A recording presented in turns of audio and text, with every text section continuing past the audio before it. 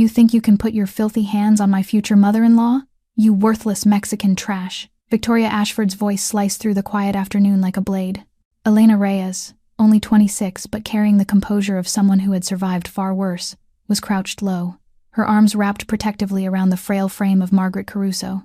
The 72-year-old woman trembled violently, her eyes wide with terror, still recovering from a stroke that had stolen half her words. Victoria's designer stiletto connected with Elena's ribs in a vicious kick. "Get your hands off her, you meddling piece of garbage!" she hissed, venom dripping from every syllable. Elena gasped through the pain. "Please stop. She's hurting. Please don't hurt her anymore. She's your fiancé's mother. Think of her heart. She can't take this." But Victoria only laughed, a sound like nails scraping glass. She snatched a crystal vase from the mahogany table and hurled it across the room.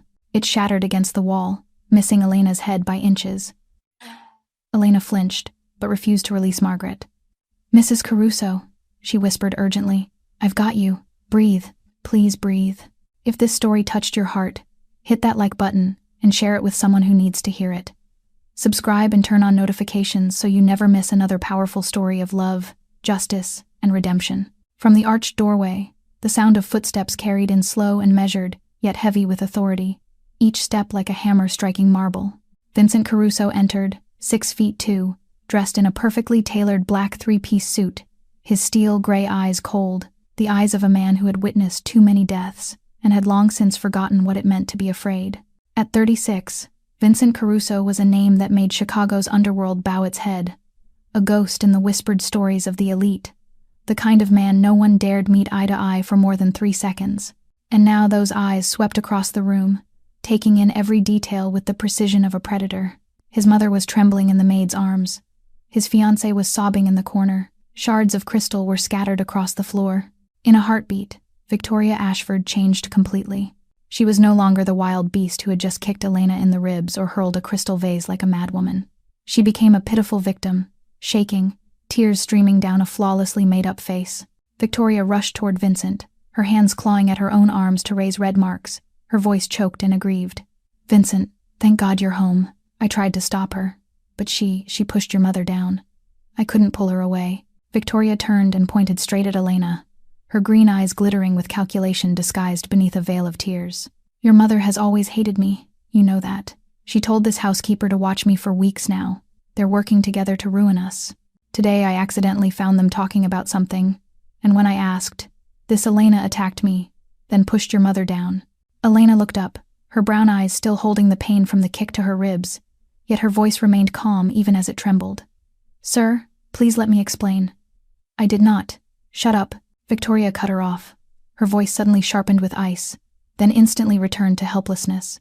"You see, Vincent, she does not even know respect." A servant daring to argue with her master, Margaret Caruso tried to say something. She reached toward her son, her mouth moving, but the stroke 2 months earlier had stolen half her language. The sounds that came out were only meaningless, broken, stammering, jagged with pain, not, but no one understood what she was trying to say. Tears ran down Margaret's lined face, because she knew the truth and could not speak it, and she looked at Elena with an expression full of guilt and powerlessness. Vincent stepped forward, and with each step the air in the room seemed to thicken into something you could almost feel. He looked at Elena, the young woman still kneeling on the floor, still supporting his mother, her white blouse smeared with dust, her face pale with pain yet her chin lifted. He looked at Victoria, his beautiful fiancée, crying with those red scratch marks on her arms. And in those steel-gray eyes, Elena saw what made the blood in her veins turn to ice. He had already passed judgment, before he let her speak a single word, before he looked into his own mother's eyes to search for the truth. Vincent Caruso chose to believe the woman he was about to marry, and Elena Reyes, a 26-year-old orphan from the slums, was only a servant, not worth listening to. Vincent's voice rang out cold as steel, sharp as a lash. "Let my mother go, right now." And Elena knew she had been convicted without a trial. Elena slowly let Margaret go, every movement gentle and careful, as if the old woman were made of crystal and might shatter at any moment. She eased Margaret's hand down onto the arm of the upholstered chair, smoothing the wrinkled back of that hand one last time before she stood. The pain from the kick to her ribs still pulsed deep inside, but Elena did not let it show. 26 years of living in the foster system had taught her how to swallow tears and keep her spine straight even when everything within her was breaking apart. She stood there, blouse dust stained, hair fallen loose, yet her brown eyes looked forward with the dignity of someone who knew she was innocent. 2 weeks earlier, in this very room, Margaret had taken her son's hand and spoken in a voice clearer than it was now. "That woman will destroy this family, Vincent. I see it in her eyes, the greed, the calculation. Elena sees it too. That girl is the only person I trust in this house." Vincent had dismissed his mother's words then, believing she was simply jealous of the woman about to take the most important place in his life. But someone else had heard that conversation. Victoria Ashford had stood behind the velvet curtain, her hands clenched so tightly her nails cut into her palms, and she had sworn that the two women who dared oppose her would pay. From that day on, Victoria looked at Elena with the gaze of someone who wanted to crush an annoying insect. Not because Elena had done anything wrong, but because Margaret trusted her, because she could see through Victoria's true face, because Elena's very existence was a reminder that not everyone was blinded by Victoria Ashford's beauty and tricks. Now Victoria stepped closer to Vincent, resting her head against his shoulder like a victim seeking shelter. She whispered softly enough to feel private, yet loud enough that Elena heard every word. "Your mother chose a Mexican maid over me, Vincent. I am your fiancée, the woman who is about to become your wife, the mistress of this family. But in her eyes, I am worth less than some strange girl from the streets." Those words slipped like poison into Vincent's ear. He looked at Elena, looked at his mother, then looked at Victoria crying in his arms. And in that moment, Elena knew she had lost before she could even fight. "You are fired," Vincent said, his voice flat and cold as a frozen lake. "Pack your things and leave. Right now." Margaret let out a strangled sound. She tried to reach for Elena, her trembling fingers grasping at empty air, her mouth forming broken sounds that came in painful fragments. "No, Elena, do not." But Vincent did not look at his mother. He had turned his back, one arm still around Victoria, as if he were shielding her from danger. Elena lowered her gaze to Margaret one last time. The old woman was crying, tears running down her wrinkled face, her aged eyes holding all the apologies she could not force into words. Elena gave her a small smile, a smile full of sadness and love. Then she turned to Vincent. "Sir," Elena said, her voice rough from holding back what threatened to spill over, "do not leave her alone with that woman anymore. She will kill her." Vincent did not answer. He did not even bother to turn around. Elena understood that to him she was only air, only dust, something not worth wasting another second on. She turned and walked away, her back still straight, her head still held high, each footstep echoing on the marble like a funeral drum for justice itself. As Elena passed through the doorway, she glanced back one last time, and she saw it. Behind Vincent's back, Victoria was smiling, a pure smile of victory, cruel and satisfied, the smile of someone who had just crushed an opponent beneath her heel. Victoria's green eyes met Elena's brown ones, and in that instant, they both understood this was not the end. The rain began to fall the moment Elena drove her battered old Honda Civic out through the gates of the Caruso estate. The droplets struck the windshield as if the sky itself were weeping for her, or perhaps laughing at the tragic fate of an orphan girl who had dared to believe she might belong somewhere. She drove without direction, through Chicago streets drowned in a gray curtain of rain, past neon lights smeared and bleeding like spilled paint across the sorrowful canvas of her life. And then she stopped at the Michigan Avenue Bridge, where the Chicago River moved beneath it, black and cold as her heart felt in that moment. Elena turned off the engine and pushed the door open, stepping out into the storm. The rain immediately soaked her dark hair, seeped through her thin clothes, and sank into her bones with a cruel, biting chill. But she did not care. She walked to the railing, both hands closing tight around the rusted metal, and stared down at the churning black water below. 26 years she had tried to live, tried to believe tomorrow would be better, tried to hold on to the fragile hope that one day someone would see her, would love her, would give her a real family. But 26 years had brought her only abandonment, beatings, false accusations, and now the look of contempt from Vincent Caruso, as if she were nothing but trash beneath the sole of his shoe. She was not the saint people thought she was. She was tired now, tired all the way down to the marrow of her bones.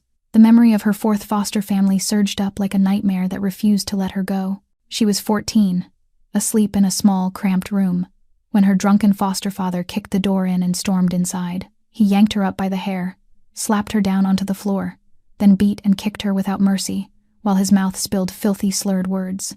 When her foster mother heard the noise and ran upstairs, She did not save her. She stared at Elena with eyes full of hatred and screamed that Elena had seduced her husband, that this cunning orphan brat had to get out of her house immediately. Elena was thrown out into the street at 2 a.m, her lips swollen, her eye bruised purple, with nothing but a torn backpack and a heart shattered into a million pieces. 12 years had passed since that night, but the scar in her soul had never healed. Maybe letting go would be easier.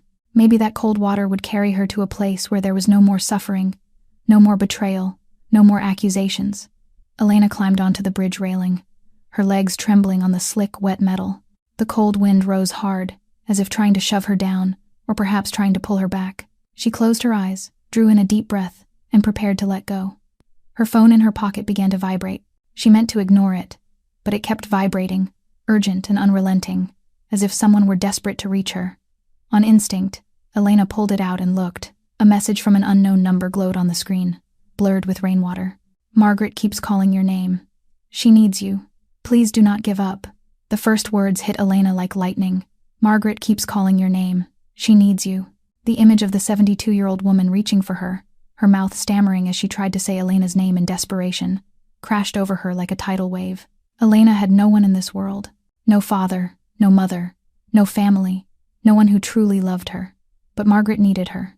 That helpless old woman was in the house with someone who wanted her dead, unable to speak, unable to protect herself, and calling Elena's name as if Elena were her last lifeline. Tears mixed with rain and streamed down Elena's face. She cried the way she had never been allowed to cry, her sobs breaking open in the pounding downpour. Then slowly, she climbed down from the railing, collapsed onto the freezing bridge deck, and sat there in the Chicago rain, arms wrapped around her knees, crying until she nearly passed out. She would keep living, not for herself, but for a lonely old woman praying for a miracle inside that luxurious but icy mansion. Elena did not know who had sent that message, but it had saved her life. And somewhere in the Caruso estate, an old woman was praying for a miracle to happen. 3 days had passed since Elena left, and the Caruso mansion sank into an oppressive heaviness, as if death were lurking behind every wall. Margaret Caruso lay in bed, her face pale as blank paper, her aged eyes fixed on the ceiling as though searching for something she would never find. She refused food, refused medicine, refused every attempt by the staff to keep her alive. Each time someone carried a tray into her room, she only turned her face away, her lips forming the only name she could still pronounce clearly since the stroke. Elena. Elena. Elena. Dr. Nathan Cole, the man who had cared for the Caruso family for 20 years, stepped out of Margaret's room with worry written all over him. He found Vincent standing in the hallway, those steel-gray eyes turned toward the window as if trying to outrun reality. Dr. Cole spoke plainly, his voice weighted down. "She is giving up, Vincent. Her heart grows weaker every day. She will not eat. She will not drink water. She will not even look at anyone. If this continues, she will not make it through this month." Vincent did not answer, but his jaw tightened so hard it seemed you could almost hear his teeth grind. Dr. Cole let out a tired breath and walked away, leaving Vincent alone with his tangled thoughts. Victoria appeared at the far end of the corridor, her flawless face arranged into a look of concern that did not reach her eyes. She set a hand on Vincent's shoulder, her voice sweet as honey, yet cold as ice. "I am so sad about your mother, Vincent. But maybe this is for the best. She is old, she is sick, maybe this is the time for her to rest." Vincent did not look at her, only gave a small nod and walked toward the office. Victoria watched him until he disappeared around the corner. Then the smile on her lips vanished, replaced by a calculating chill. She pulled out her phone and stepped into the darkened sitting room, never realizing that in the shadowed corner behind the velvet curtain, Luca Benedetti was standing there, silent as a shade. Victoria spoke into the phone, her voice utterly different from the sweetness she had just used, cold and ruthless, like a killer laying out a plan. "Yeah, it is me. The old hag is about to die. She refuses to eat, refuses everything. Fine. When she is gone, I will control it all. Money, power, everything. Vincent is too blinded by love for me to see the truth." Someone on the other end said something, and Victoria gave a short, scornful laugh that sounded like glass cracking. "What are you worried about with Boston? The only witness who knows about that is this old hag, and she is about to die. When she goes into the ground, that secret gets buried with her. No one will know what I did to that man. No one." She paused, and her green eyes flashed with something vicious. "And the Mexican maid. The old woman cannot say anything clearly, and nobody believes the word of a street girl. Everything is under my control. Victoria ended the call and walked out, her high heels tapping against the marble like a countdown to the ruin of the people she meant to destroy. She had no idea that every word she had just spoken had been caught by listening ears and stored away by a razor-sharp mind. Luca Benedetti waited until Victoria's footsteps faded, then stepped out of the darkness without a sound. The face of the 34-year-old head of security showed nothing, but his eyes lit with a dangerous spark. He went straight to Vincent's office, knocked 3 times, then entered without waiting for an answer. Vincent looked up from a spread of paperwork, his steel-gray eyes exhausted and haunted. He asked, "What is it, Luca?" Luca answered, his voice low and steady. "Boss, you need to review the entire security camera footage. All of it." From that day, Vincent stared at Luca, reading something in the eyes of the man who had been loyal to him for 12 years. His jaw clenched. He said, "Show me everything." Vincent did not yet know that what he was about to see would shatter every belief he had ever held. The security room sat deep in the basement of the Caruso mansion, flooded with a cold blue glow from dozens of surveillance monitors. Vincent lowered himself into the leather chair at the control desk, with Luca behind him, silent as a loyal shadow. The head of security rewound the footage from 3 days earlier, back to the precise moment everything had begun to collapse. The screen showed the familiar sitting room, the place where Vincent had seen Elena kneeling beside his mother, but this time the recording began 15 minutes before that moment, and what Vincent saw made the blood in his veins turn to ice. Victoria walked into the sitting room, where Margaret was alone in an armchair reading a book. There was no false sweetness, no honeyed smile. Victoria's face was cold as winter, her green eyes burning with a pure, hateful fire. "You old witch," Victoria snarled, her voice tearing through the silence of the room. "You will never take Vincent away from me. Never." Margaret lifted her gaze to Victoria, her old eyes unshaken even though her body had grown much weaker after the stroke. She spoke slowly, each word clear and firm. "I know what you did in Boston. Victoria, I know about the man you killed." Vincent was struck as if by lightning. He leaned forward, those steel-gray eyes locked on the screen as if he could not believe what he was hearing. On the screen, Victoria froze for an instant, then her face twisted with rage and panic. "What do you know?" she screamed. "You do not know anything. You are just a senile old woman." "I have evidence," Margaret said, her voice strangely calm. "I have kept it for 2 years now, since the day you began pursuing my son. I know who you are, Victoria Ashford. You are a murderer, and I will not let my son marry a killer." Victoria's scream came like an animal backed into a corner. She lunged at Margaret and slapped the 72-year-old woman across the face with all the strength of madness. "Shut up! Shut up! You damn old hag!" She struck again and again, slapping, punching, grabbing the old woman's hair, shouting vile curses. Margaret could not fight back, her body too weak after the stroke.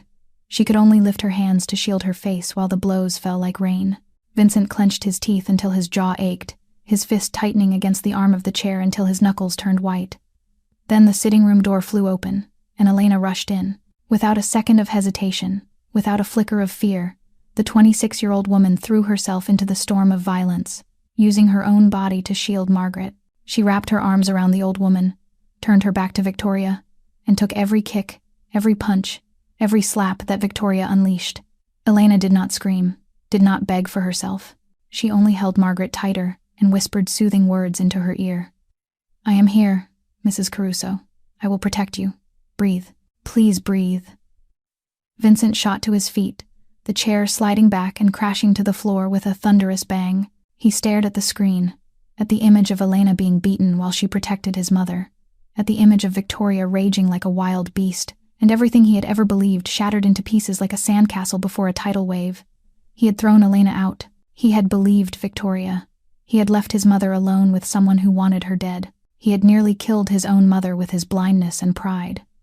With a growl full of rage and pain, Vincent drove his fist straight into the screen in front of him. Glass exploded outward, blood from his knuckles dripping onto the control desk, but he felt no pain. Physical pain was nothing compared to the agony tearing his heart apart from the inside.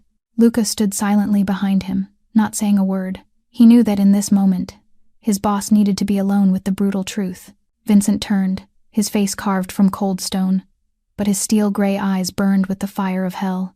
His voice rang out, and it was the voice of death. "Find Victoria, and find Elena. If she harmed herself because of me..." He could not finish the sentence. The The thought was too painful to force into words. Victoria was sitting in the upstairs master bedroom, smoothing lotion onto her skin in front of the mirror as if nothing had happened, when the door burst open and Vincent walked in. She turned with the sweet smile she had practiced thousands of times, but that smile died on her lips the instant she saw his face. Vincent's steel-gray eyes were no longer the eyes of a man in love with her. They were the eyes of an executioner staring down a criminal. "Vincent, darling." Victoria rose, her voice honey-sweet. "What is going on? You look—" "Down to the sitting room," Vincent cut in, his tone so flat it was frightening. "Right now." Victoria followed him down the stairs, her mind already racing, calculating every possible outcome. When they stepped into the sitting room, she noticed Luca standing in the corner with 2 other guards, and a laptop open on the table. Her heart beat faster by a single sharp notch, but she kept her composure. "You are scaring me, Vincent. What is this about?" "Explain," Vincent said, pointing at the laptop. The screen showed a frozen security camera frame, stopped on the moment Victoria's hand was raised to strike Margaret. The color drained from Victoria's face in an instant, but she recovered quickly. She broke into tears, crocodile tears spilling as if someone had turned a key. "You do not understand, Vincent. Your mother, she has lost her mind. She attacked me first. She said terrible things, baseless accusations. I was only defending myself." "Defending yourself," Vincent echoed, his voice cold as ice. "Against a 72-year-old woman who just suffered a stroke. You do not understand how insane she is." Victoria sobbed, dropping to her knees before Vincent like a helpless victim. "She imagines everything. She hates me, you know that. She will say anything to tear us apart." Vincent did not answer. He simply reached out and pressed play on the laptop, and the room filled with the sound from the recording. Margaret's voice rang out, clear and firm. "I know what you did in Boston, Victoria. I know about the man you killed." Victoria went rigid, as if a bucket of ice water had been dumped over her. The mask of the pitiful victim shattered and fell away, revealing the true face of a killer backed into a corner. She sprang to her feet, her green eyes igniting with a mad fire. "He deserved it!" Victoria screamed, her voice no longer sweet but sharp as a razor. "That man in Boston tried to destroy me. He threatened to expose everything, to ruin my future. I only did what I had to do to survive." She turned on Vincent, and her tears now were not a weapon but the overflow of something unhinged. "And your mother, that miserable old woman, has been blackmailing me for months. She threatened to tell you everything if I did not leave. But I built all of this. I fought for 2 years to get this place, and I will not let anyone take it from me." Vincent closed his eyes for 1 second, and in that single moment, he understood everything. His mother had not been blackmailing Victoria. She had been trying to protect him, trying to stop her son from marrying a murderer, yet unwilling to destroy his happiness with a brutal truth. She had suffered in silence, had tried to find a way to make Victoria leave on her own, and the price she paid was violence and the slow collapse of her spirit. "Luca," Vincent said, his voice stripped of emotion, "get her out of here. She has 1 hour to pack and get out of Chicago. If I ever see her face again, I will not need a court or the police." The 2 guards stepped in, each gripping one of Victoria's arms and dragging her toward the door. Victoria fought wildly, her beautiful face twisted with hatred, her voice rising like a witch's curse. "This is not over, Vincent. I will destroy everything you love, starting with that Mexican maid." Those words echoed through the mansion like a poisoned spell. Luca Benedetti pulled the car up in front of a cheap motel in the southern suburbs of Chicago, a place where the paint was peeling off the walls and the sign flickered as if it might go dark at any moment. It had taken him nearly 2 days to track down Elena Reyes, moving from traffic cameras to gas stations, until he finally located her old Honda Civic in this place's parking lot. Luca walked to the front desk, handed the manager a photo of Elena along with a few bills, and quickly got a room number. 107, ground floor, end of the hallway. He knocked. No answer. He knocked again, harder. Still nothing, silent as a grave. Luca pulled out his phone and called the manager, demanded the door be opened for an emergency, and when the door swung wide, the head of security felt his heart stall for a single beat. The room was empty. The bed still held the crisp folds of cheap motel sheets. The closet door stood open with nothing inside, but it was not the emptiness that froze Luca in place. On the small table by the window, a bottle of sleeping pills lay tipped over, white tablets scattered across the wood. Beside it was a sheet of paper in trembling handwriting, only a few unfinished lines. "I am sorry, Mrs. Margaret. I cannot." The last letters smeared, as if the writer had cried while writing them, or no longer had the strength to finish. Luca felt as though someone had driven a fist straight into his chest. He bolted outside, firing questions at the manager about the last time he had seen Elena, about anything unusual, but the man only shrugged and said the girl had checked out early that morning and left no message behind. With shaking hands, Luca dialed Vincent. "Boss." His voice went rough. "I found her motel room, but she is not here. There are sleeping pills on the table, and an unfinished letter for Mrs. Margaret, I think." He could not finish the sentence. On the other end, an engine roared like a wild animal. Vincent was driving at a mad speed, ignoring every traffic law, ignoring every danger. In his mind, there was only one image: Elena Reyes, the girl who had used her own body to shield his mother, lying somewhere cold and alone because of what he had done. But when Vincent arrived, Luca already had new information. After questioning people across the area, a homeless man told him a young Mexican woman had been volunteering at St. Mary, a charity hospital a few blocks away. She had no money, no place to stay, but instead of collapsing, she had gone there and asked to work without pay, in exchange for a temporary bed and meals. Luca found Elena in the hospital's shelter care unit, changing the bandages on an elderly man with gentle hands and a weary smile that still carried warmth. The unfinished letter was not a suicide note. It was an apology for not being able to stay and care for Margaret, because she did not have enough money to survive, because she felt she had failed in her duty to protect the woman she loved. But she could not complete it, could not force herself to write final goodbyes, because some part of her was not ready to let go. When Luca stepped closer, Elena lifted her eyes to him, hollow and exhausted. She did not look surprised, did not look afraid, only drained, like someone who had lost everything and had nothing left to lose. "Mr. Caruso sent me," Luca said. "He knows the truth. He watched all the security footage. He wants to apologize to you." Elena stood, set the roll of gauze on the table, her face giving away nothing. "I have nothing left to say to Mr. Caruso." Her voice lay flat, like still water in a stagnant pond. Then Luca added 5 words, and those words cracked every wall Elena had built around her heart. "Mrs. Margaret is dying." Elena. Those 5 words hit Elena like a knife, driven straight into her heart. Mrs. Margaret is dying. The 72-year-old woman who had treated her like a true daughter, who had called her Mija, who had held her when she cried, was lying in a sickbed waiting for death because Elena had left. Elena did not say a single word. She only nodded, untied her volunteer apron, and followed Luca out to the car waiting outside. During the entire drive back to the Caruso mansion, she did not ask about Vincent, did not ask about Victoria, did not ask anything at all. She only stared out through the window, her brown eyes full of emotions that had no name. When the car stopped at the mansion gates, Elena stepped out and walked straight inside without waiting for anyone to lead her. She knew the way to Margaret's room as well as she knew the way home, because in the 3 months she had worked here, that room was the only place she had ever felt loved. She pushed the door open and stepped in, and what she saw shattered her heart. Margaret lay in bed, her face pale as blank paper, her eyes tightly shut, the lines in her face seeming deeper after only a few days apart. But when Elena came to the bedside, the old woman seemed to sense her presence. Those aged eyes slowly opened, and when she saw Elena's face, Margaret began to cry. Tears rolled down her wrinkled cheeks, and her trembling hands reached out, searching through the air. "My daughter," Margaret said, her voice halting yet far clearer than it had been the last time they met, as if love itself had given her the strength to speak. "You came back. I prayed. I prayed every night." Elena sank to her knees beside the bed, took Margaret's thin hand, and pressed it to her own cheek. She cried, tears streaming down without restraint, but these were tears of reunion, not of farewell. "I am here, Mrs. Caruso. I am sorry I left. I am sorry." Margaret shook her head weakly, her eyes heavy with guilt and regret. "No, I am the one who must apologize. I knew about Victoria, about what she did in Boston, about the man she killed. I kept that secret because I wanted to protect my son, because I did not want him to know the woman he loved was a murderer. I thought I could make her leave on her own, but instead, I almost got you killed. I am sorry, Elena. I am sorry." Elena tightened her grip on Margaret's hand, a gentle smile forming on her lips, even as tears still clung to her cheeks. "I forgive you.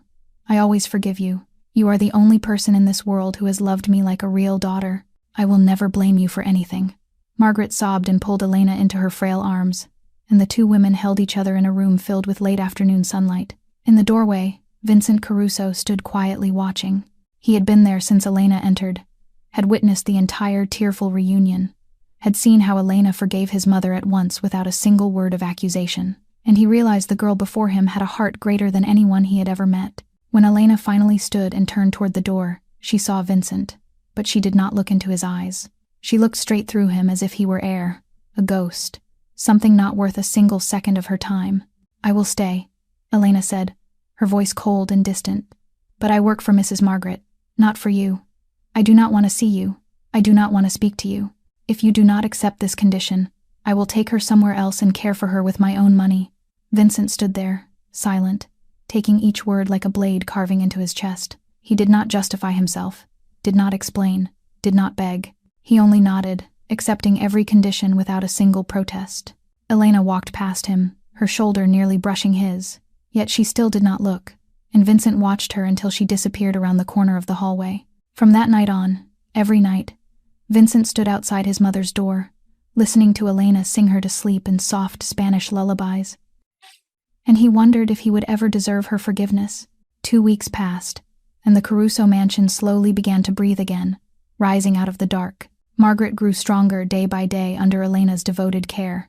She could sit up now. She could eat and drink normally. She could speak full sentences without stammering.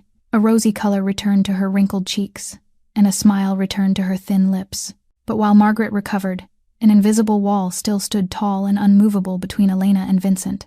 She avoided him the way you avoid a plague. Each time he stepped into a room, she stepped out. Each time he tried to speak, she turned her back. Each time his eyes searched for her, she looked elsewhere as if he did not exist. Vincent sent word 3 times through the servants, asking to speak with Elena in private, and all 3 times she refused without explanation. The first time, she said she was busy caring for Mrs. Margaret. The second time, she said she was tired. The third time, she did not even bother to answer, only shook her head and closed the door. By the 4th time, Margaret intervened. She took Elena's hand as Elena sat by the bed reading to her, and her aged eyes held a seriousness rarely seen. "You have to go see him," Margaret said, her voice gentle but firm. "Listen to him. For me." Elena meant to refuse, but when she looked into the eyes of the woman who had treated her like a daughter, she could not force the word out. She let out a quiet breath, nodded, and walked toward the study where Vincent was waiting. The room was filled with late afternoon light slipping through heavy red velvet curtains, the bookshelves rising to the ceiling, still as silent witnesses. Vincent stood with his back to the door, staring out the window. But when he heard Elena's footsteps, he turned. His face no longer carried the cold, arrogant hardness of a mafia boss. It was the face of a man carrying a weight of guilt that could not be washed away. "Thank you for coming," Vincent said, his voice rough as if he had not slept in many nights. Elena did not answer. She stood with her arms folded across her chest, her expression ice-cold. She would listen because of Mrs. Margaret, but she would not make it easy for him, not even a little. Then something happened that no one could have imagined. Vincent Caruso, the man who made all of Chicago bow its head, slowly sank to his knees in front of Elena. His knees met the oak floor, his arms hung at his sides, and his steel-gray eyes lifted to her, filled with as much regret as a human being could hold. "I almost killed you," Vincent said, each word heavy as stone. "I almost killed my own mother, because I was too arrogant to see the truth right in front of me. I believed a liar instead of believing an innocent person. I let you be framed, beaten, thrown out into the rain like a dog, and no apology is enough to repay what I have done." Elena stood there, looking down at the man kneeling at her feet, and she did not know what she was feeling. Rage, pain, or something else she was afraid to name. "My father was murdered when I was 18, Vincent went on, his voice breaking into pieces, betrayed by his closest friend, the man he trusted like a brother. I watched him die in his own blood, and from that day on, I swore I would never trust anyone again. I built walls around my heart, thinking that would keep me safe, but those walls did not protect me. They blinded me to Victoria. They kept me from seeing the devil wearing a human face right beside me, and you, the only one who truly protected my mother, were the one I cast out." He stopped, drew in a deep breath as if holding himself together by sheer force. "I know I do not deserve your forgiveness. I know there is nothing I can do that will erase what happened, but I want you to know that I regret it. From the bottom of my heart, from the deepest place in my dried-out dead soul, I regret it." Elena watched him in silence for a long time. Then she spoke, her voice calm and cold as a frozen lake. "Words are easy, Mr. Caruso. I have heard too many empty apologies in my life. From foster fathers who beat me and apologized the next morning. From foster mothers who accused me and said they did not mean it.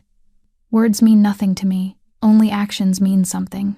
She turned her back and walked out of the room, leaving Vincent still on his knees on the cold wood floor. He did not call her back, did not try to justify himself further, only watched her retreating figure until the door closed. And for the first time in his life, rejection did not make him angry.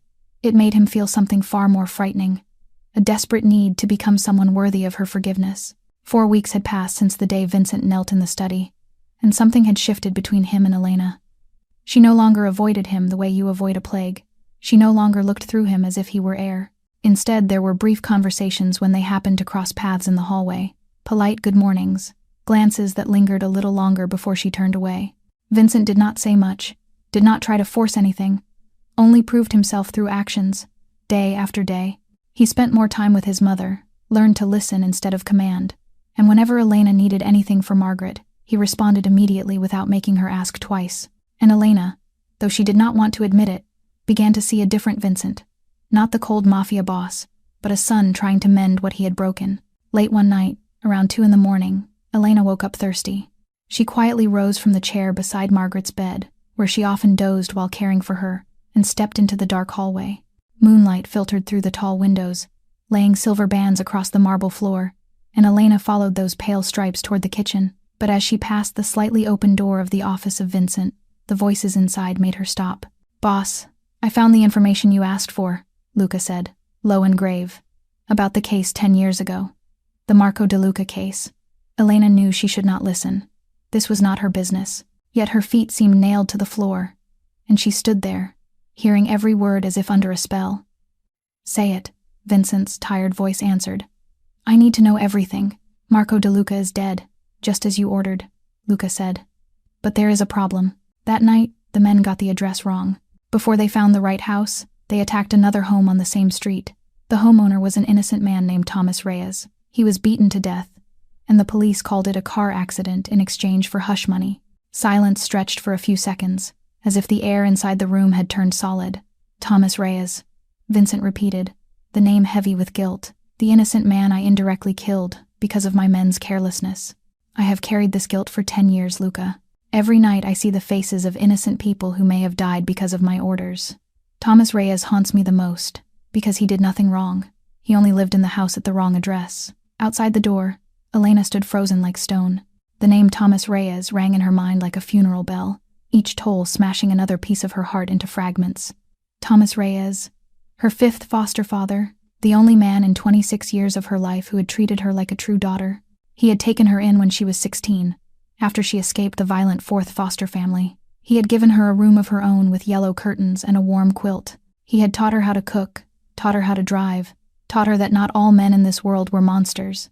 He had called her Mija and promised he would never let anyone hurt her again. And then one night the police knocked on the door and said he had died in a car accident.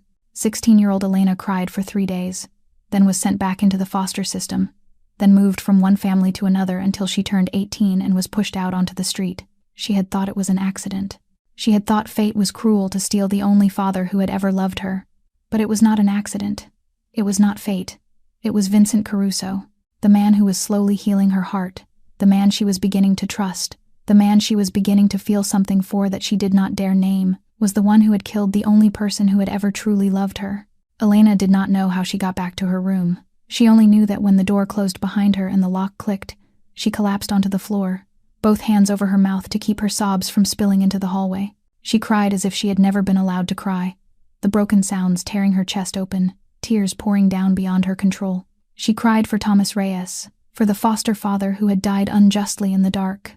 She cried for the 16-year-old girl who had lost her last thread of hope. And she cried for herself, for a heart breaking all over again because she had dared to believe in the redemption of a killer. Elena lay on the cold floor all night, eyes fixed on the ceiling, tears still quietly sliding down her cheeks. The man who was slowly healing her heart had destroyed the only person who had ever loved her. How could she ever forgive that? The next morning, Elena walked into Vincent's office without knocking. She had not slept a single minute all night, her eyes swollen and red from crying, her face drained pale like someone who had just crawled out of a nightmare. But it was not a nightmare. It was the truth. and that truth was burning her alive from the inside. Vincent looked up from the stack of papers on his desk, and the moment he saw Elena's face, he knew something terrible had happened. He rose, about to say something, but Elena cut him off, her voice trembling from the effort of holding her fury in. "Thomas Reyes," she said, each word fired like a bullet. "Do you know that name?" Vincent went rigid. His face looked as if someone had thrown a bucket of ice water over him, the blood draining from his skin in a single instant. He knew that name. He had carried it like a curse for 10 years. You know about that?" Vincent asked, his voice turned rough. "No." Elena let out a bitter laugh, the sound sharp with pain, cracking through the room like shattered glass. "I do not just know, Mr. Caruso. Thomas Reyes was my foster father. He was the only person in this world who ever loved me." And then the wall Elena had built for 26 years collapsed completely. She screamed, losing control in front of someone for the first time in her life, the words pouring out like volcanic lava.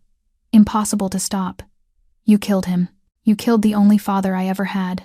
He was the only one who ever gave me a home, who ever called me his daughter, who ever promised to protect me, and you took him from me. I was 16, Mr. Caruso. 16. And I lost my last shred of hope because your men got the address wrong." Tears streamed down Elena's face, but she did not care. She did not care that she was standing before the most powerful mafia boss in Chicago. She did not care that he could have her killed with a single nod. She cared only about the pain ripping her heart apart, about the image of a gentle man with a warm smile stolen away for nothing. Vincent stood there like stone, his steel-gray eyes wide with shock. He had known about Thomas Reyes. He had carried guilt for that man's death for 10 years, but he had never known Thomas Reyes had a foster daughter. He had never known that daughter was Elena, the woman standing before him with a shattered heart. "I did not know," Vincent said, his voice breaking into pieces. "I swear to you, Elena, I did not know he was your foster father. I only knew his name, knew he died unjustly because of my men's mistake. That death has haunted me for 10 years. Every night I see his face in nightmares. That is why I started wanting to change. Not because of you, not because of anyone else, but because I could not live with myself anymore after killing an innocent man." He took a step toward Elena, but she stepped back, her hands lifting as if to defend herself from an enemy. "I cannot bring him back," Vincent went on, desperation bleeding into his voice. "I cannot erase what happened. But for 10 years, I have sent money to his wife every month, anonymously, to make sure she never had to worry about finances. I tried to atone in the only way I knew. But I know it is not enough. Nothing is enough. Nothing can ever be enough to repay an innocent life." Elena did not answer. She only turned and ran out of the room, ran to her own room and began to pack. She could not stay here another minute. She could not look at the man who had taken the only father she ever had, no matter how much he regretted it. Some guilt cannot be forgiven. Some wounds cannot be healed. She went to Margaret's room to say goodbye, tears still clinging to her cheeks. The old woman looked at her with eyes full of understanding, and before Elena could say a single word, Margaret spoke. "You know about Thomas Reyes now, do you not?" she asked softly. Elena froze. "You knew," Margaret answered, her voice heavy with sorrow. "I know everything, my daughter. I know Thomas was your foster father. I know my son indirectly caused his death. And I know something you may not know." She reached into the bedside drawer and took out an old envelope, handing it to Elena. "This is the last letter Thomas wrote to his wife before he died. She sent it to me after she learned I was the mother of the man who caused her husband's death. She wanted me to read it, and now I want you to read it." Elena took the letter with shaking hands, opened it, and read the familiar handwriting she still remembered. And when she reached the final lines, her heart seemed to stop. "If the man who did this ever feels guilt, tell him I forgive him. Hate only breeds more hate. I do not want my wife, I do not want my foster daughter, to live in hatred. I want them to be free." Elena stopped at the doorway, her hand trembling on the doorknob. Thomas's words rang through her mind like a bell. He had forgiven. The man who died unjustly had forgiven the one who killed him. Could she do the same? Could she forgive what felt unforgivable? Elena stood in the doorway for what felt like an endless stretch of time, Thomas Reyes's letter still clenched in her hand like the last treasure from a life already lost. His words echoed through her mind, striking the walls of hatred she had built through the night, and one by one those bricks began to crack. Hate only breeds more hate. That was what he had written. The man murdered for nothing, the only foster father who had ever truly loved her, had chosen forgiveness instead of vengeance. If he could do that, did she have the right to carry the hatred he had refused? Elena turned back and walked slowly toward Vincent's office.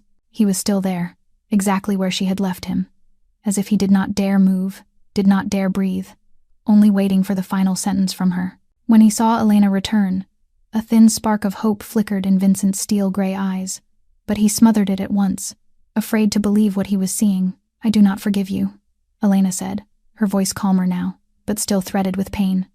"Not yet. Maybe I never will, not completely. But Thomas, my foster father, he forgave you. And I want to believe he was right. I want to believe people can change, that the mistakes of the past do not have to define the future." She stepped closer, her brown eyes locking onto Vincent's gray ones with absolute seriousness. "I will stay, but on one condition." Vincent nodded immediately, without even asking what that condition was. "Anything. Make me believe Thomas's death meant something," Elena said, each word clear and unshakable. "Become the man he would be proud of. Not a mafia boss who kills without blinking, not the blind judge you were the day you threw me out, but a decent man, a good son, a human being worthy of the forgiveness Thomas gave you." Vincent looked at her, and in the eyes of the most powerful mafia boss in Chicago, Elena saw something she had never seen before, a complete sincerity, unhidden, uncalculated. "I will do it," he said, his voice like a sacred vow. "Even if it takes my whole life, I will become the man Thomas Reyes would be proud of. I will become someone worthy of his forgiveness, and worthy of you." From that day on, everything between them began to change. There was no longer a line between master and servant, no longer a distance between sinner and victim. They began again from the beginning, like two strangers meeting for the first time and choosing to understand instead of judge. Vincent started spending time with Elena and Margaret at dinner every night, listening to Elena's stories of childhood passed through foster homes, sharing the years he had grown up beneath his father's shadow and the weight of a mafia empire. They talked about books, about music, about dreams that had been buried and hopes that still flickered stubbornly alive. And Margaret sat there, watching her two children, one by blood and one by heart, slowly find their way back to each other through the wreckage of the past. But while light was returning to the Caruso mansion, darkness was still lurking in corners no one could see. That night, after the whole house had fallen asleep, Mrs. Helen Porter, the 58-year-old housekeeper who had served the Caruso family for 15 years, slipped out into the back garden with a phone in her hand. She looked around to make sure no one was watching, then dialed and lifted the phone to her ear.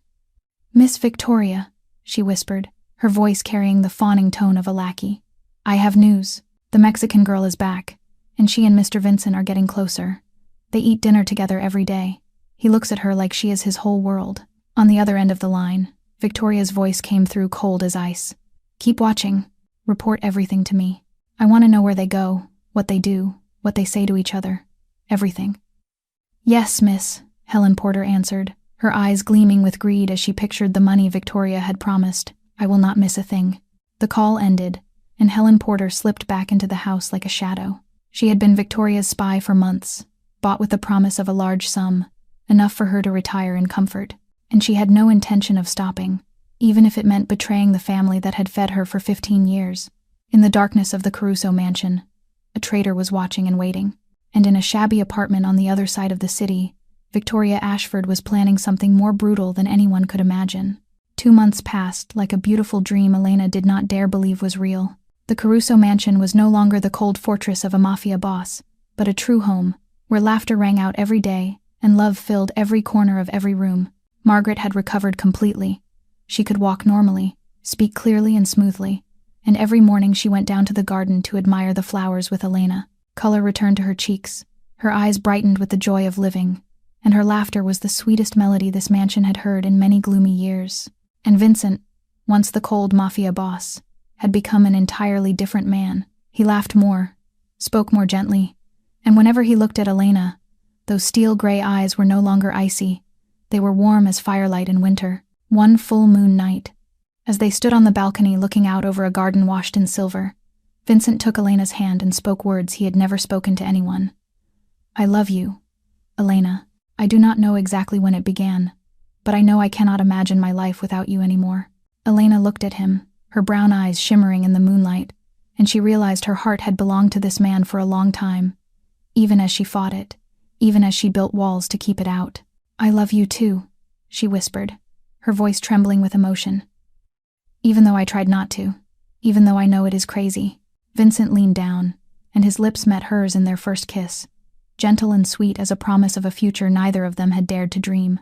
After that kiss, they stood in each other's arms beneath the moonlight, and Vincent told Elena about his plans. I want to give it all up, he said. The mafia, the power, the dirty deals. I will hand everything over to Luca, legalize the income streams, and live like a normal man, a normal husband, a normal son. I am sick of living in the shadows, Elena. I want to step into the light. With you. Margaret's 73rd birthday arrived in the warm air of spring. Elena rose early to make the birthday cake by hand. A chocolate cake with fresh cream and delicate sugar flowers she had been learning to make all week. Vincent decorated the dining room himself with fresh blooms from the garden. And when Margaret walked in, she cried with happiness at the sight of the two people she loved most, standing there with radiant smiles. The small celebration held only the three of them, but it was the happiest celebration the mansion had ever witnessed. Vincent laughed. A real laugh from the bottom of his heart. For the first time in many years since his father died. Elena sang happy birthday in Spanish, and Margaret blew out the candles with eyes shining with happy tears. After the cake, Margaret took the hands of her two children, one by blood and one by heart, and spoke through a tight, trembling voice. This is all I ever wanted. My son is happy, and a daughter I never had. I can die with no regrets. You will live to be 100, Vincent said, kissing his mother's forehead, and you will see your grandchildren running through this garden. Elena blushed, and Margaret laughed, a clear, bright laugh like a woman in her 20s. Everything seemed perfect. Victoria Ashford appeared to have vanished from their lives entirely, like a nightmare that had passed and would never return. No one spoke of her anymore. No one worried about her anymore. The story seemed as if it had reached a happy ending. But in the darkness of the kitchen, after everyone had gone to sleep and the mansion had fallen silent, Helen Porter pulled out her phone and typed a message. Tonight, 2 a.m, the guard at the East Wing will be distracted. I will leave the back door open. The message was sent, and Helen Porter smiled in the dark, the smile of a traitor waiting for her reward. 1:47 a.m, while the Caruso mansion slept in peaceful, careless slumber, 2 black shadows slipped over the wall surrounding the property. They carried knives, sedatives, and orders to kill. Victoria's revenge had finally begun. Elena jolted awake in the middle of the night, her heart hammering out of control for a reason she could not name. She lay perfectly still, listening in the dark, the room drowned in a suffocating silence. Yet the survival instinct sharpened by 26 years of living in fear was screaming that something was wrong. A small sound came from somewhere in the hallway, like footsteps trying to move too softly, like a breath held back by someone determined to make no noise. Elena slid out of bed, bare feet touching the cold wooden floor, and quietly opened her door to look outside. What she saw made the blood in her veins turn to ice. The 2 guards assigned to this floor lay motionless on the ground, a pool of dark blood spreading beneath their heads under the moonlight spilling through the window. And at the far end of the hallway, 2 black figures were moving toward Margaret's bedroom, knives in their hands catching the moon and flashing a hard, silver cold. Elena did not think. The instinct to protect the woman she loved like a real mother ignited stronger than any fear. She drew in a deep breath and screamed with everything in her chest. There are intruders. Alarm, alarm. Her voice ripped through the night silence, echoing through the mansion like a death bell. The 2 shadows snapped around, and in the moonlight pouring through the windows, Elena saw their faces, 2 unfamiliar men with the cold eyes of professional killers. But Elena did not run. She ran toward the danger, toward Margaret's room, toward the 2 murderers standing between her and the woman she had to protect. She reached Margaret's door in seconds, threw her arms wide to shield the white door with her body, her brown eyes burning with resolve as she stared down the 2 assassins advancing. If you want to get in, you will have to kill me first, Elena said, her voice steady even while her heart pounded like a war drum. The first assassin stopped, a cruel smile spreading across the scarred face. That is exactly the plan, sweetheart. Victoria sends her regards. That name, Victoria, made Elena understand everything in an instant. This was not a random robbery. This was revenge. The hand of the she-devil they thought had vanished, reaching out from the dark to destroy everything they had built. But Elena did not have time to be afraid. The first assassin lunged, the blade swinging through the darkness. Elena twisted aside and grabbed a heavy brass lamp from the table beside the door, the only weapon within reach. She swung it with all the strength of someone fighting for her life, and the heavy brass head slammed into the assassin's shoulder with a sickening crack. He staggered back, his face contorting with pain, but Elena knew she had only bought a few seconds. She turned to shield the door again, the lamp raised high, ready for the next strike. But she had forgotten the second assassin. He had silently circled behind her while she focused on his partner, and when she felt his presence, it was already too late. Elena turned, but the blade was already coming down in a deadly silver arc. Cold steel tore into her shoulder, and blood burst out like a spring, splashing the white door of Margaret's room in red. Pain flared through her body like fire, as if someone had struck a match to her flesh and let it burn without end. Elena staggered, her knees threatening to fold, her vision blurring from the shock. But she did not fall. She could not fall. Not when Margaret was right behind that door. Not when the old woman's frightened cries were rising from inside. Not when Elena was the only thing standing between the mother she loved and two blood-hungry killers. Elena clenched the lamp with her uninjured hand, blood running down her arm from her shoulder and dripping onto the marble floor. She forced herself upright again, her back pressed to the door, her eyes still burning with defiance even as her face went pale from blood loss. "You will have to step over my dead body," she said through clenched teeth, "and I will not die easily." The first assassin recovered from the blow to his shoulder, his face twisted with anger and pain. He lunged at the same time as his partner, two gleaming blades swinging toward Elena together like the claws of death. Elena slipped the first strike, swung the brass lamp back with her uninjured arm, but the pain from the wound in her shoulder slowed her by a single beat. The second man's knife sliced across her arm, blood pouring out and staining the white sleeve of her nightgown. Yet Elena did not cry out even once. She clenched her teeth and endured it, stepping back a pace but still refusing to leave Margaret's door. Blood from her shoulder and her arm ran down onto the marble floor, making smeared red trails beneath the moonlight spilling through the window. Her head began to spin from blood loss, her vision blurring and sharpening again, but she stayed on her feet, still holding the brass lamp like the last weapon between Margaret and death. A gunshot thundered, tearing the night apart.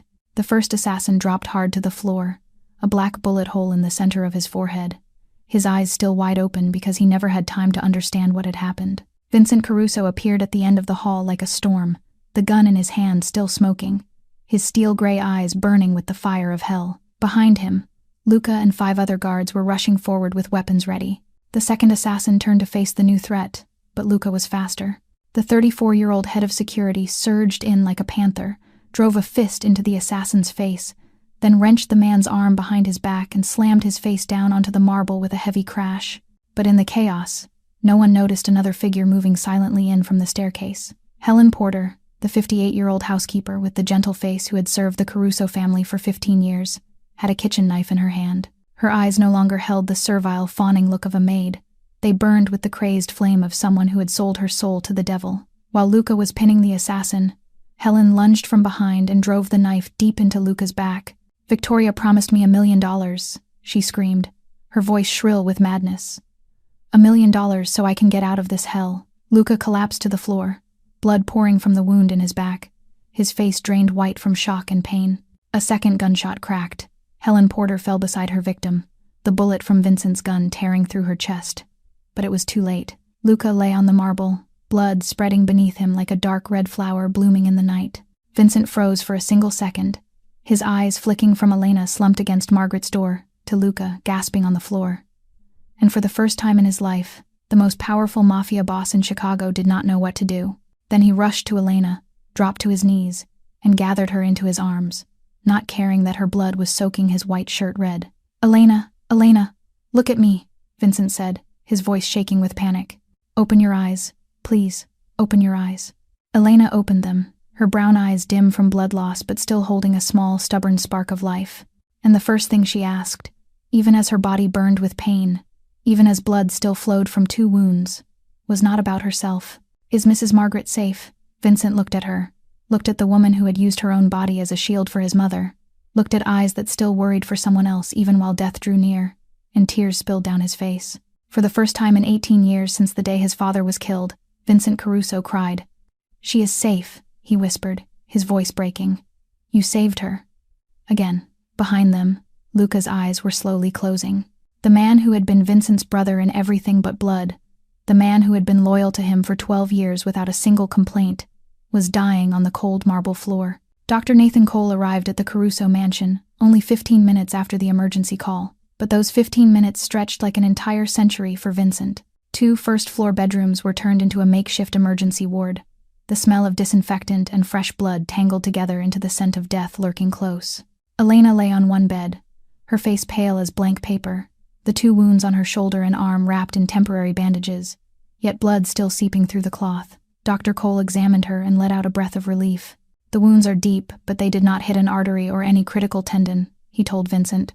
She needs stitches and at least 2 weeks of rest. She lost a good amount of blood, but not enough to threaten her life. She will be fine. But when the doctor stepped into the next room where Luca lay, his face darkened like storm clouds before a downpour. The stab wound in Luca's back was deep and dangerous. The steel blade had come within less than an inch of his spine, and the amount of blood he had lost had passed what was safe. "I will be honest with you, Vincent," Dr. Cole said, his voice heavy. "The knife went in close to the spine and damaged some internal organs. I did everything I could, but Luca has a 50% chance of making it through tonight. We need to pray." Vincent sat between the 2 rooms, on a chair in the hallway that connected the doors, his head bowed, his hands clenched so tight his knuckles turned white. On his left, Elena slept under pain medicine, her face peaceful as an angel, even while her body was covered in wounds. On his right, Luca lay motionless, the heart monitor beeping in a steady rhythm like a countdown to fate. For the first time in his life, Vincent Caruso felt completely powerless. He was the most powerful mafia boss in Chicago. He could order a death with a single nod. He could buy an entire city if he wanted, but he could do nothing to save the brother dying on that bed, nothing to erase the scars that would mark the body of the woman he loved. Money and power meant nothing in the face of death. Footsteps sounded at the end of the hall, and a guard appeared with a tense face. "Boss," the surviving assassin talked. Vincent lifted his head, his steel-gray eyes cold as ice. "Speak." "Victoria Ashford is in an apartment near the South Harbor, and she is not acting alone. Enzo Marchetti is backing her, providing men and weapons. They have been planning this for 2 months." Enzo Marchetti. The name hit Vincent like a knife to the chest. Enzo was an old enemy of the Caruso family, a man who had been trying to bring Vincent down for years, but had never found an opening. Now he had found the perfect ally in Victoria, a woman with enough hatred and madness to do anything. Vincent stood, his face hardening into the cold mask of the mafia boss he used to be. He walked toward the door, and in that silhouette, Elena saw the ghost of a killer rising from ash. "Vincent." Elena's weak voice came from behind him. She had woken, her brown eyes dimmed by pain medicine, but still clear enough to understand what was about to happen. "Do not become a monster again. Do not do this tonight. Do not do it for me." Vincent stopped and turned. He looked at Elena lying there with white bandages, stained red wrapped around her shoulder and arm. He looked toward Luca in the next room, his brother who had been loyal for 12 years, and in his chest, 2 demons fought, rage demanding blood be paid with blood, and Elena's voice calling him back toward the light. Vincent stepped to Elena's bedside, bent down, and kissed her forehead, his lips warm against her cold skin. "I will come back," he whispered. Then he straightened and walked out, not looking back. Elena watched his back vanish beyond the door, and she saw something in those steel-gray eyes that frightened her down to the bone. The Mafia King was going hunting, and she was not sure he would return as the man she loved. The shabby apartment sat inside an abandoned building near the South Harbor of Chicago, a place where streetlights did not reach and train horns wailed like calls from lost souls. Vincent kicked the rotting door off its hinges, the gun in his hand leveled straight ahead, his security detail tight behind him like ghosts in the night. The room inside reeked of damp and cheap liquor, candlelight flickering and throwing dancing black shadows across the walls. And in the corner, Victoria Ashford sat curled in on herself like a beast trapped with nowhere left to run. The golden hair that had once been perfectly styled was now tangled and filthy. The green eyes that had once glittered with calculation now burned with a crazed fire. The expensive dress she had once worn like armor was now nothing but a wrinkled, ruined scrap. When she saw Vincent, Victoria sprang up like a coiled spring, her face twisted by hatred and madness. "You!" she screamed, her voice shrill as breaking glass. "You destroyed me. I was supposed to be a queen. I was supposed to have everything. But you took it all away for that miserable Mexican maid." Another figure appeared from the adjoining room, and Vincent recognized the face at once. Enzo Marchetti, the rival mobster who had been trying to overthrow the Caruso family for years, stood there with a gun in his hand and a vicious smile on his mouth. "Vincent Caruso," Enzo said, his voice low and poisonous. "So you finally came. I have been waiting for this day a long time." Gunfire erupted in the tight space, bullets ripping through the thick air. Vincent's guards surged in, trading shots with Enzo's men in a fight that was brief but brutal. Enzo took a round through the shoulder, his face contorting with pain, and he bolted toward the back door like a rat fleeing a trap. Vincent started to go after him, but Enzo vanished into the night, leaving Victoria alone to face the fury of the man she had betrayed. The room fell silent again after the shooting. Vincent's guards had subdued Enzo's men, and now there was only Vincent and Victoria, facing each other in the trembling candlelight. Vincent stepped forward, the gun aimed straight at Victoria's head, his finger set on the trigger, ready to squeeze. She backed up until her spine hit the wall, nowhere left to run. "Do it," Victoria whispered, her green eyes blazing with reckless defiance. "Kill me. I know you want to. I know you have dreamed about this moment since the day you threw me out." Vincent stared into her eyes and saw pure madness staring back at him. The rage in his chest roared like a starving animal, demanding blood be paid with blood, demanding death as repayment for what she had done to Elena, to Luca, to his mother. His finger tightened on the trigger. Just a little more, just one more second, and it would all be over.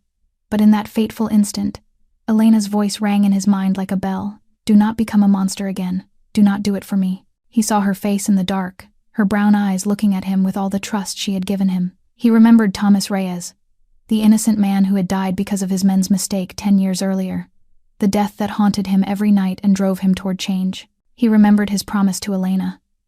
Make me believe Thomas's death meant something. Become the man he would be proud of. If Vincent squeezed the trigger now, he would be nothing but the killer he had always been. Nothing would change. There would be no redemption. Thomas Reyes's death would remain meaningless forever, and Vincent would remain a monster in Elena's eyes, in his mother's eyes, in his own. Vincent lowered the gun. Victoria stared at him, eyes wide with shock, unable to believe what she was seeing. "You will live," Vincent said, his voice cold as ice yet strangely calm. "But in prison, for the rest of your life. That is a punishment worse than death for someone like you. You will grow old behind bars. You will watch the world outside and never be able to touch it. You will die alone and forgotten. No one will remember Victoria Ashford. No one will cry when you die. That is the fate you deserve." He turned to his guards. "Call the police. Hand her over to them along with all the evidence of hiring assassins to kill." Victoria screamed when the police arrived and cuffed her, her shrill voice echoing through the shabby apartment. "You will regret this. I swear you will regret this. This is not over, Vincent Caruso." But Vincent did not hear her. He was already running out, throwing himself into his car and driving like a madman back to the mansion, back to Elena, back to the new life he had finally chosen. Vincent returned to the mansion as dawn was just breaking over the Chicago horizon, the first light of a new day cutting through the clouds like a promise of a new beginning. And the first good news that greeted him was sweeter than that sunrise. Luca had pulled through the critical point. Dr. Cole called it a medical miracle, one of those rare cases where a patient's will to live defeated every bleak prediction. The blade had not reached the spine as first feared, and though Luca would need 6 months to fully recover, he would live, and he would walk normally again. When Vincent entered Elena's room, she was sitting propped up against the pillows, her face still pale but her brown eyes brightening when she saw him. "You did not kill her," Elena said. Not a question but a statement, as if she had known in advance he would choose the right path. "I did not kill her," Vincent repeated, sitting down beside the bed and taking her small hand in his. "You were right. Killing her would bring nothing but another meaningless death. I want to become the man Thomas Reyes would be proud of, the man you can love without shame." That same day, Vincent summoned the people closest to him in the organization and announced the decision that would change his life forever. He would leave the mafia completely, transfer power to those he trusted, and spend the rest of his life making every source of the family's income legitimate. No more weapons, no more drugs, no more dark deals in the night. Vincent Caruso would die, and from the ashes of the mafia boss, a new man would be born. 1 year later, the Caruso mansion was no longer a fortress of the underworld. A polished brass plaque on the gate bore the words Margaret Hart Foundation, engraved with dignity, and every day dozens of people came here searching for help and hope. Elena Reyes, the orphan girl once thrown out into the rain like a criminal, was now the foundation's chief executive, the woman changing the lives of hundreds of victims of domestic violence and overlooked caregivers. She stood in the office that had once been Vincent's study, looking out at the garden, where the children of families supported by the foundation were playing, and she knew that every suffering she had endured had finally meant something. Margaret Caruso, 73, healthy and full of life, became the Foundation's most active volunteer. She told her story to those who came seeking help, how she had nearly been killed by her own son's fiancé, how a young woman had used her body as a shield to protect her, how redemption and forgiveness had transformed her entire family. Each time she told it, tears ran down her cheeks, but they were tears of happiness and gratitude. Luca Benedetti, after 6 difficult months of recovery, was fully healthy again. He refused to leave the Caruso family even when Vincent offered him a large sum to retire, and instead accepted the position of head of security for the Foundation. "I followed the boss down to hell," Luca said with a rare smile. "I have no reason not to follow him up to heaven." One spring afternoon, when magnolia blossoms filled the garden and their sweet fragrance saturated the air, Vincent led Elena outside on the pretense of showing her a new flower variety. But when they reached the center of the garden, beneath an arch of pure white blooms forming a romantic canopy, Vincent suddenly dropped to one knee on the green grass, a red velvet box in his hand. Elena stood frozen, eyes wide with shock, her hand covering her mouth as she saw the diamond ring glittering inside. "Elena Reyes," Vincent said, his voice trembling with emotion for the first time in his life. "You saved my mother. You saved Luca. And most of all, you saved me from the darkness I thought I would drown in forever. Will you marry me? Not as the wife of a mafia boss, only as the wife of a man who wants to spend the rest of his life becoming worthy of your love."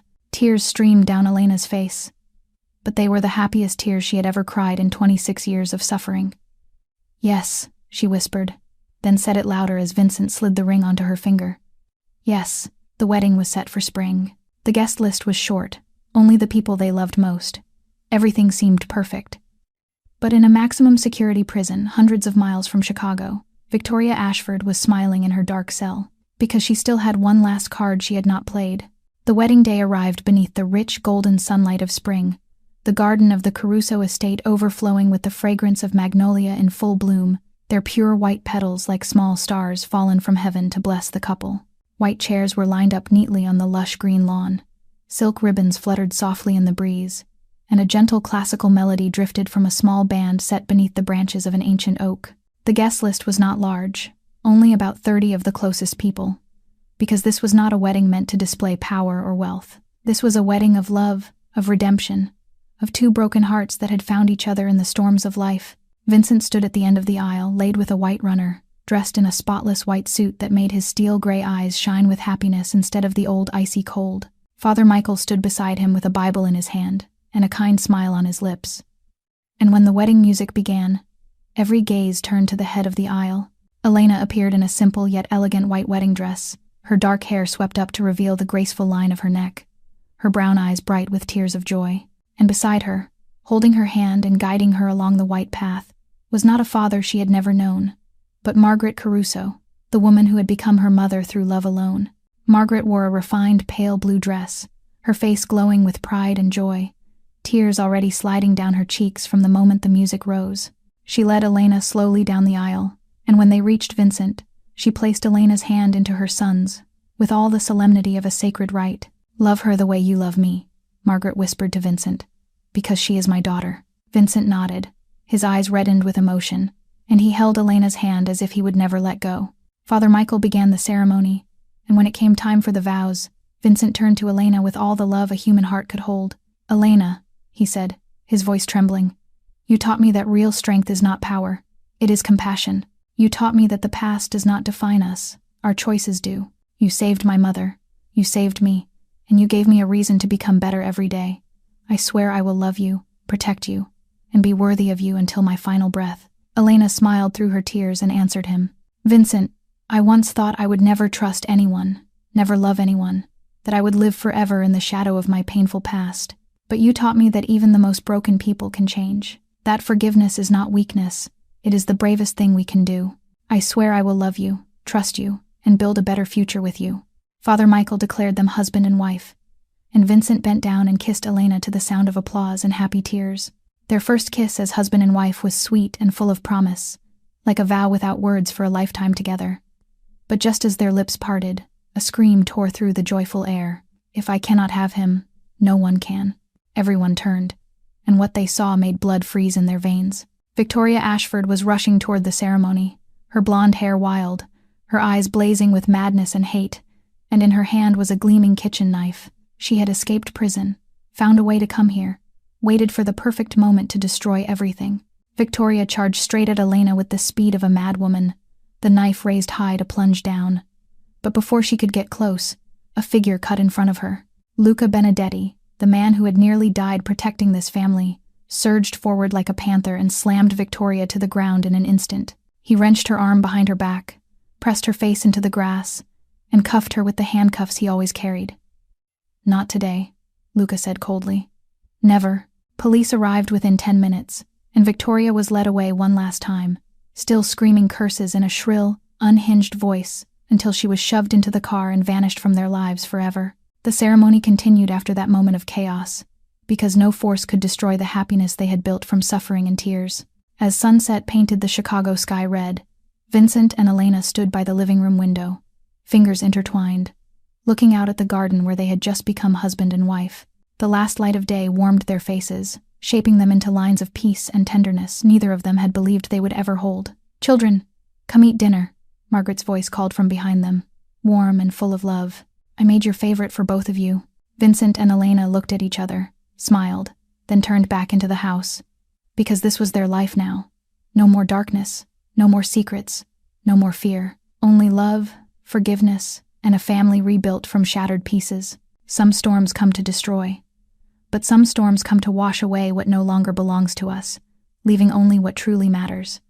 The Caruso mansion survived its storm, and what remained was love, forgiveness, and a family reborn from ashes. This story brings us many valuable lessons about life. It is a lesson about courage, about standing up to protect the vulnerable, even when the cost is yourself, the way Elena did. It is a lesson about redemption and change, when Vincent recognized his mistakes and had the courage to repair what he had broken. It is a lesson about resilience, when Margaret never gave up hope even in the darkest circumstances.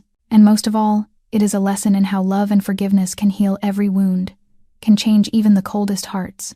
In real life, all of us face storms. It may be betrayal, injustice, or pain we think we cannot survive. But remember that, like Elena, we always have a choice. The choice to rise or fall, the choice to forgive or to cling to hatred, the choice to become a better version of ourselves or to let the past define the future. How do you feel about this story? Have you ever faced a moment when you had to stand up to protect someone even knowing you would pay a price? Or have you ever forgiven someone even after they hurt you deeply? Please share your story in the comments below. We truly want to hear what is in your heart. If this story touched you, please press like and share this video with those you believe also need to hear it. Do not forget to subscribe to our channel and turn on notifications so you do not miss moving stories about love, justice, and redemption every day. We wish everyone watching this video good health, a life filled with joy and peace each day. No matter how hard life gets, remember that after the rain, the sky will clear, and kind people like you deserve the very best. Goodbye, and we will see you in the next video.